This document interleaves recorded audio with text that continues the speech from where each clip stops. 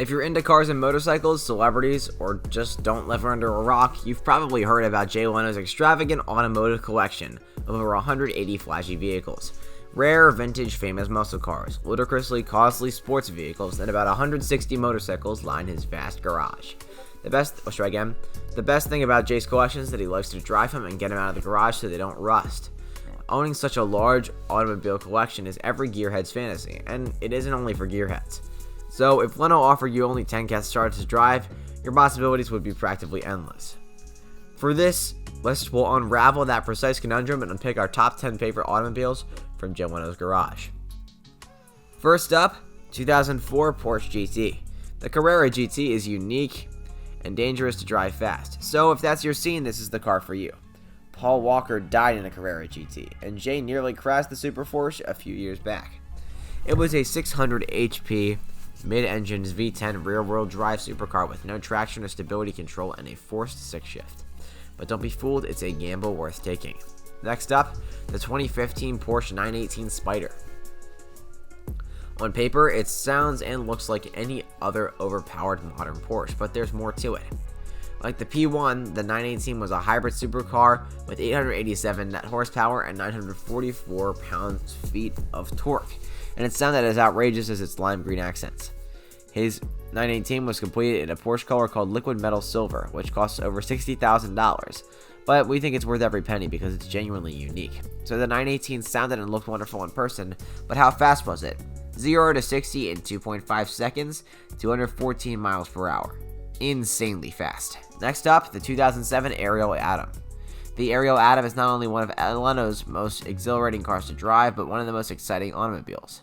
This road-legal track car has 4-cylinder supercharged Cobalt engine that puts out roughly 300 horsepower. Not the ridiculous 500 HP V8 variant, but far from bland. It had no windshield, no ABS, no traction control, no power steering, and only a 5-speed manual transmission. This was the pinnacle of pocket rocket in its day, and it still is. Next up, 2010 Trevita CCXR. An English translation of Trevita is 3 whites, and this limited edition Koenigsegg certainly merited it, as its white bodywork shimmered like millions of tiny diamonds when the sun hit it.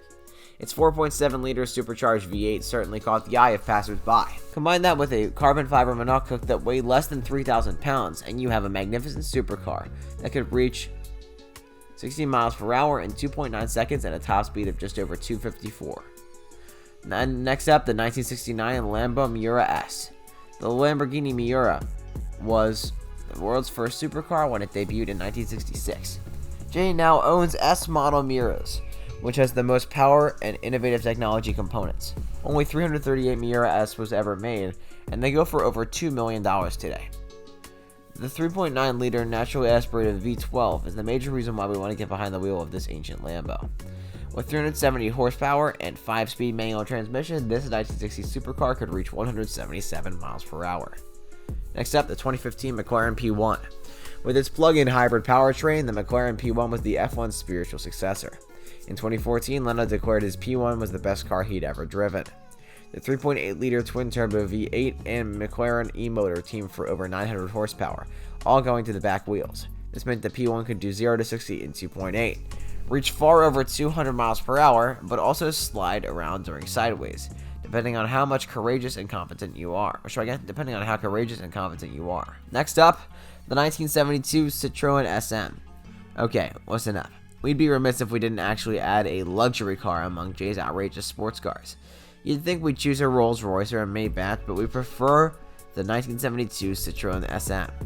It was one of the world's most innovative vehicle firms, pioneering all-around disc brakes and, of course, hydropneumatic suspension with the DS.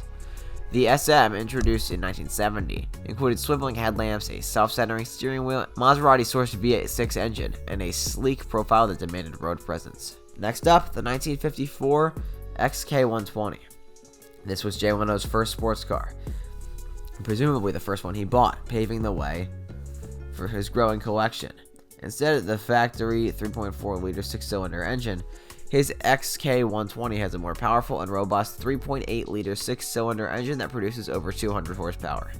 The XK120 was a cabriolet, so you could roll over the roof and enjoy that wicked Jag snarl from back in the day.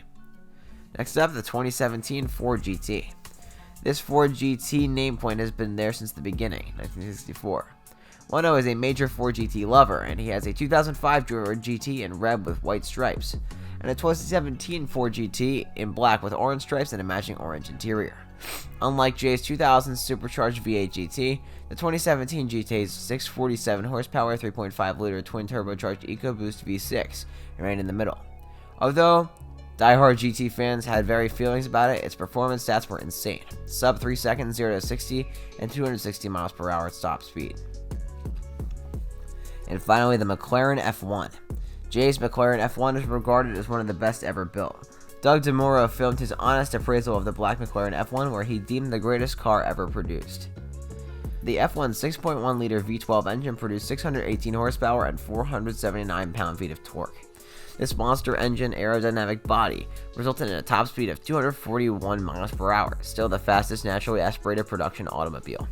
The F1 also featured a 3-seat arrangement. The driver's seat was in the center of the cockpit with 2 passenger seats behind it. This is the automobile we'd like to drive, not simply from Jay's collection. Alright guys, thanks so much for making it to the end. If you enjoyed it, please leave a like down below. See you guys next time and have a great day.